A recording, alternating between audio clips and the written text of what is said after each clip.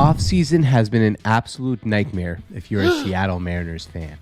Not only did we fail to return to the playoffs after ending a 20-year drought, we did it in spectacular fashion. We were in first place above the Astros and the World Series champion Rangers, and we just blew it. So you'd think the front office would say, hey, we're close, let's go and make the moves so we can get over the hump. Well, wrong. Instead, we had Jerry DiPoto saying things like we aim to win 54% of our games, which of course rubbed fans the wrong way. And we made t-shirts about them, so get them in the link in the bio.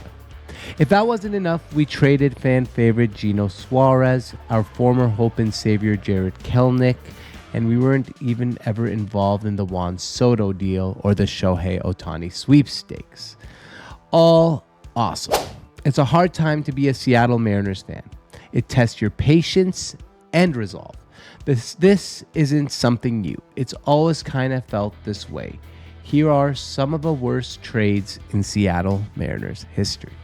Let's talk about some of the worst trades in the history of the Seattle Mariners. Why am I doing this to myself? I don't know. I like torture. The Mariners torture me.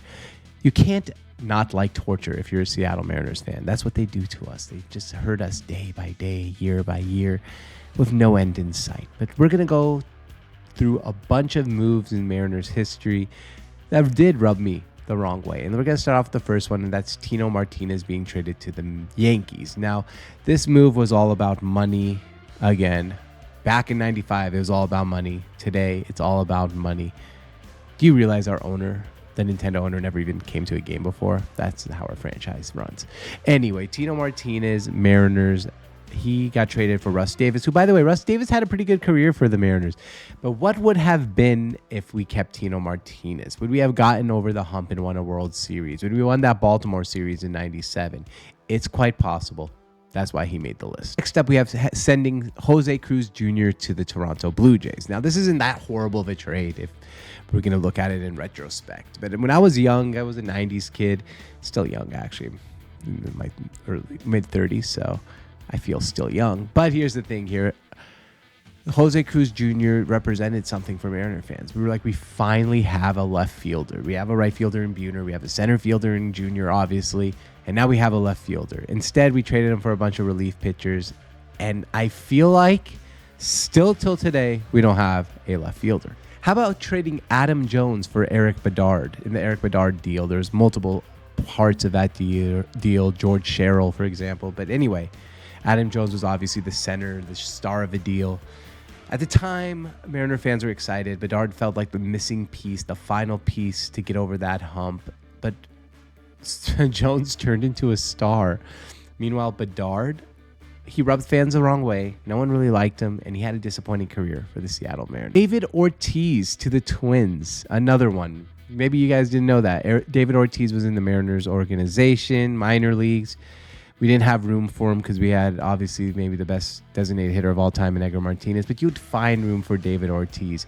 And it makes me wonder, what would be Major League Baseball history if David Ortiz never went to the Red Sox and was a Seattle Mariner?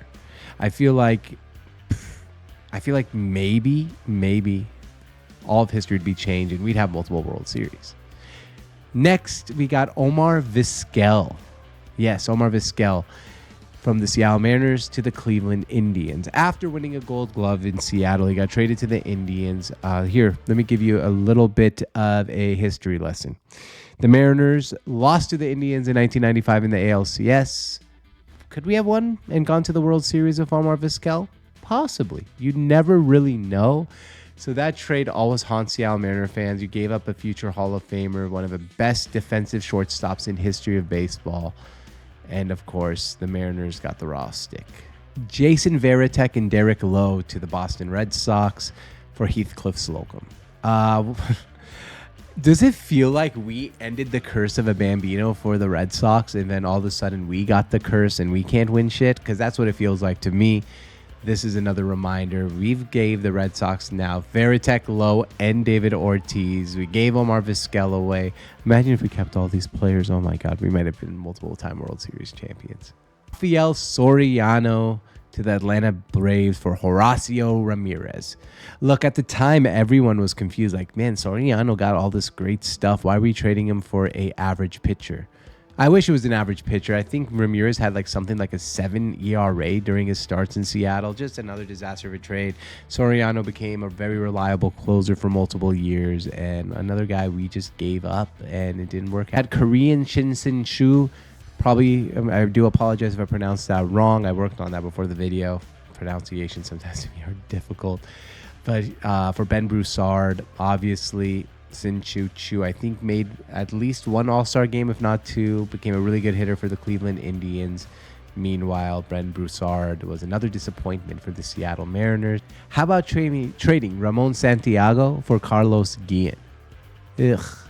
Another one where I'm just like, are we serious? We're trading Carlos Guillen. I know he wasn't a fan favorite. He had that DUI problem. And then Ramon Santiago, well, what did he do for us? He played 27 games before returning to the Detroit Tigers, while Carlos Guillen had an amazing career for the Detroit Tigers.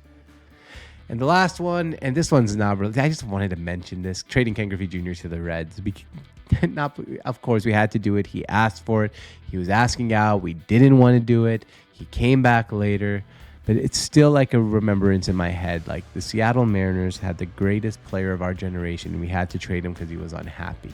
And it makes me wonder, if this organization took things more seriously, went out to win, would Ken Griffey Jr. ever asked out? Would we say Ken Griffey Jr. is the all-time leading home run hitter in Major League Baseball? There's so many what-ifs. There's so many different scenarios if Ken Griffey Jr. remained a Seattle Mariner for the rest of his career.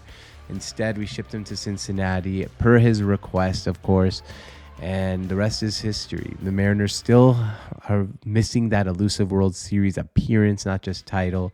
The only team in our division never to win a World Series. The only team in Major League Baseball to never make a World Series. And being a Seattle Mariners fan, man, I told you it's hard, but this video just made it even harder. I hope not too hard for you guys. It made it harder for me after saying all that out loud. But thank you for reaching the end of this video. My name is George on Tap, part of the Seattle on Tap network, and we'll see you guys next time.